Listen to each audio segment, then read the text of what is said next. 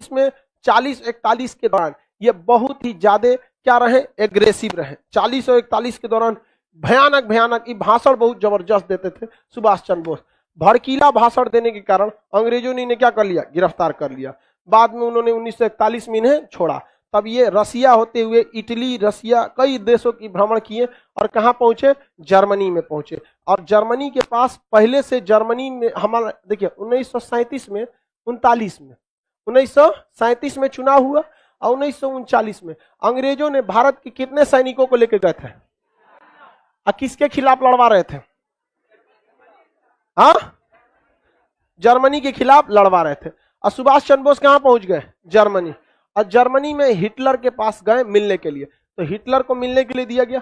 Hitler के office में कौन पहुंचे, सुभाष चंद्र बोस। और हिटलर के ससुरे के, हिटलर आया, सारे लोग सैल्यूट किए, हिटलर आ गया, सर सर सर हिटलर आ गया, हिटलर। सुभाष चंद्र बोस खड़ा भी नहीं है हिटलर के आगे, हिटलर चल गया गुस्सिया के। बाद में पता चला नकली हिटलर था, उसका फेस वैसे ही मिलता था। उसके बाद आया ओरिजिनल हिटलर, सारे सैल्यूट किए, सॉरी हिटलर। ओकरो देख के सुभाष चंद्र बोस वैल्यू नहीं दिया। बाद में पता चला यो नकली था। जितना आया सब उसके खुद के बॉडीगार्ड कंफ्यूज हो जाते थे सब, लेकिन सुभाष चंद्र बोस नहीं। ओरिजिनल जब हिटलर आया, तो ओरिजिनल हिटलर के आते वक्त में सुभाष चंद्र बोस खड़े हुए, हाथ मिलाए वहां से। तो हिटलर कंफ्यूज हो गया कि यार ये तो बहुत होशियार आदमी लग रहा है यहाँ पर। तो उन्होंने पूछा कि आपको पता कैसे चला? तो सुभाष चंद्र बोस ने कहा था कि सोने की परख सोनार को अच्छे से होती है, अगर उसको लोहा दिखाइएगा तो दूरे से पता कर लेगा कि सोना नहीं है। तो सुभाष चंद्र बोले कि अच्छा आदमी, हिटलर बोला कि अच्छा आदमी है, ठीक ठाक लगता है। तो पूछा हिटलर की क्या चाहते हैं आप? तो सुभाष चंद्र बोस ने कहा है कि हम बहुत खतरनाक चीज चाहते हैं। क्या चीज?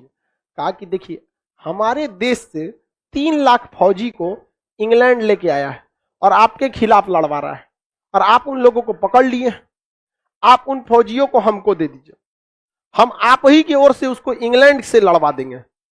हिटलर का पगला गया है, कोनो मोटर कार समझा है कि अगला गियर लगाओ, बैक गियर लगा दो। अभी आया था हमको मारने के लिए, अभी इंग्लैंड से कैसे मारेगा यहाँ पर? कहा कि आप वो जिम्मेदारी हमें छोड़ दीजिए। इन लोगों को अंग्रेज सब ने क्या किया है, राष्ट्र प्रेम की भावना इनमें से क्या कर दिया है, खत्म कर दिया है। तो इन्होंने कहा कि हिटलर मान ही नहीं रहा था, क्योंकि हिटलर बहुत बड़ा हॉल बनवाया था, जैसे आपका क्लासरूम कैसे है ऐसे ही, इसमें सबको बैठाता था कुर्सी पे, सब लोग बैठ जाते थे। इसमें खिड़की चारों ओर से नहीं थी, जब सब लोग आ जाते थे दरवाजा बंद करके जहरीला गैस डाल देता था, और शीशा वाला खिड़की लगा था, उसमें से देखता था कि कैसे मर रहे हैं। ओहो मरो मरो, बहुत खतरनाक था हिटलर, समझ में क्या? हिटलर बहुत ही मतलब किसी का बातें नहीं सुनता था। आज भी लोग कहते हैं ना हिटलर शाही तुम्हारा नहीं सुनेंगे, किसी की बात नहीं सुनता था। सुभाष चंद्र बोस ने कहा कि आप मार के क्या करेंगे, आप हमें एक मौका दीजिए, हम इन भारतीय सैनिकों को अपने देश ले जाएंगे, और अपने देश ले जाके किसको मारेंगे, ब्रिटेन वाले को मारेंगे। तो ब्रिटेन वाला वहां पिटाएगा तो यहाँ पे भी उसका असर देखने को मिलेगा। तो हिटलर ने मौका दिया किसको, सुभाष चंद्र बोस को। सुभाष चंद्र बोस के पास बहुत सारे फौजी थे, तो देखे उन्होंने मनाया कि भाई देखो अंग्रेजों को मारो, ऐसे गांधी जी की तरह नहीं कि प्रथम विश्व युद्ध में साथ दिए आजादी मिलेगा, मिल गया आजादी, नहीं। तो तुम द्वितीय विश्व युद्ध में अंग्रेजों का साथ देने आए हो, आजादी मिलेगा, कभी नहीं मिलेगा। भारतीय सैनिक पहले सुभाष चंद्र बोस के खिलाफ थे, क्योंकि सैनिकों को वेतन ठीक ठाक इंग्लैंड दे देता था, लेकिन भारतीय सैनिक जो थे उनको मोटिवेट किए सुभाष चंद्र बोस। बर्मा में इन्होंने प्लान बनाया कि बर्मा के रास्ते मतलब म्यांमार के रास्ते भारत में जाया जाएगा। सुभाष चंद्र बोस बहुत जबरदस्त है, उनका एक नारा भी था, तुम मुझे खून दो मैं तुम्हें आजादी दूंगा।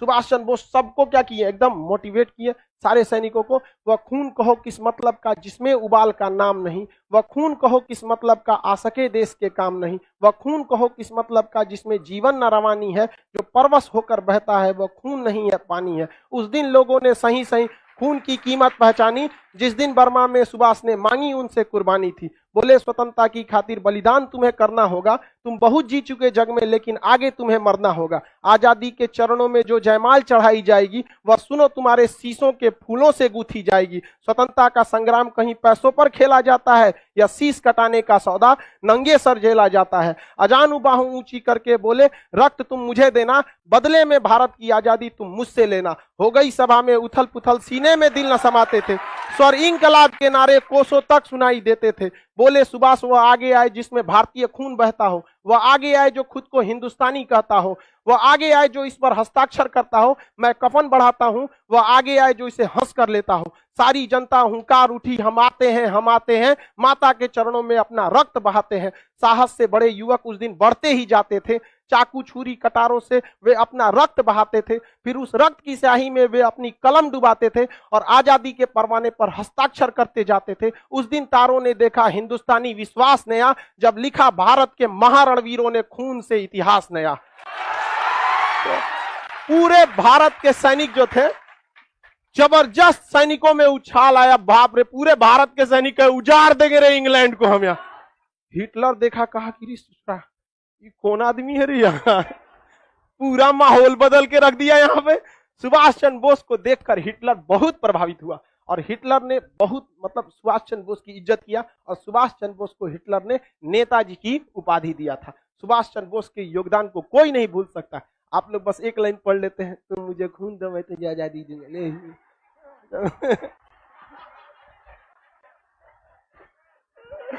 समझा गया कि नहीं आ गया? सुभाष चंद्र बोस के योगदान को नहीं, खैर आप लोग के लिए उतना जरूरी है, तुम मुझे खून दो मैं तुम्हें आजादी दूं, नारा आपके लिए, समझा गया? चलो अब आगे समझते हैं। सुभाष चंद्र बोस जो थे वो इन सैनिकों को क्या किए, हिटलर के सहयोग से प्राप्त किए, लेकिन हिटलर ने कहा कि इन सैनिकों में अभी भी ट्रेनिंग का क्या है, अभाव है, ये डायरेक्ट नहीं लड़ पाएंगे। देखो लड़ने आए थे, हम पकड़ के रख लिए कि नहीं रख लिए, इनको क्या जरूरत है, प्रॉपर ट्रेनिंग की जरूरत है। अब देखिए द्वितीय विश्व युद्ध में ना दो एलाइज फोर्स थे, मतलब तीन देश थे जो आपस में एक साथ थे। इधर में था जर्मनी, इटली और यहाँ पे जापान। ये तीनों जो थे ये ध्रुवीय राष्ट्र थे सब, इन्हें कहा जाता है एक्सियल फोर्सेज। और जो एलाइज फोर्सेज थे उसमें बड़े बड़े देश थे, अमेरिका था, कनाडा था, ब्रिटेन था, फ्रांस था, रूस था, ये सब थे सब। तो सुभाष चंद्र बोस ने जो भारतीय सैनिक जो कहाँ फंसे थे, जर्मनी, इन्हें क्या किया, अपने पास लिया। और सुभाष चंद्र बोस हिटलर के सहयोग से आर्म्स एंड एनिमेशन लिया और हिटलर ने किसे भेज दिया, जापान को कहा कि जापान भेजा इन सैनिकों को, और इन सैनिकों को ट्रेनिंग और अच्छा हथियार किसने दिया, जापान। और जापान ने सुभाष चंद्र बोस को अंडमान और निकोबार द्वीप गिफ्ट में दे दिया। किसमें दिया, गिफ्ट में, क्योंकि इंग्लैंड वालों से ये जापानियों ने कौन सा द्वीप छीन लिया था, अंडमान और निकोबार। तो यहां पर सुभाष चंद्र बोस ने अंडमान और निकोबार द्वीप का नाम क्या रख दिया, शहीद एवं स्वराज, शहीद एवं स्वराज नाम रख दिया। और यहां पर सुभाष चंद्र बोस को मिला, सिंगापुर में सुभाष चंद्र बोस ने आजाद हिंद सरकार बना लिया। क्या बना लिया, आजाद हिंद सरकार। कहा कि देश गुलाम नहीं है, हमारी सरकार है, अभी हम सिंगापुर से शासन कर रहे हैं, धीरे धीरे धीरे धीरे दिल्ली पहुंचेंगे। और सुभाष चंद्र बोस ने सिंगापुर से ही ऑल इंडिया रेडियो पर बोला था, मुझे इस लड़ाई में राष्ट्रपिता महात्मा गांधी की आशीर्वाद की जरूरत है। तो बताइए महात्मा गांधी को राष्ट्रपिता किसने कहा था, सुभाष चंद्र। देखिए सुभाष चंद्र बोस और महात्मा गांधी में मतभेद नहीं था, दोनों की आइडियोलॉजी अलग थी। सुभाष चंद्र बोस 24 कैरेट गरम दल वाले और महात्मा गांधी 24 कैरेट नरम दल वाले, ये दोनों आपस में मिल नहीं सकते, लेकिन विवाद नहीं था। आप इतिहास को उस तरह से पढ़िए जिस तरह से हुआ है, ऐसे नहीं कि आप कह देंगे महात्मा गांधी उसमें झगड़ा था। अब आप ही बताओ, हम जीएस के टीचर और कोई मैथ के टीचर, हम दोनों लोग एक चीज पे कैसे जा सकते हैं भाई? उनका चीज पढ़ाने का तरीका अलग, हमारा अलग है, दोनों अलग अलग होंगे कि नहीं, लेकिन अल्टीमेट काम क्या है, आप लोग का रिजल्ट दिलाना।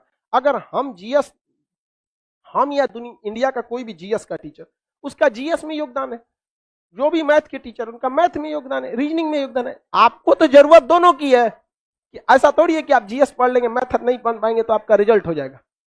आपको तो बैलेंस लेके चलना है। वो अलग बात है कि बीपीएससी, यूपीएससी या दरोगा, रेलवे, इस सब में जीएस का वेटेज ज्यादा है, लेकिन ओवरऑल आपको तो लेके सबको चलना है।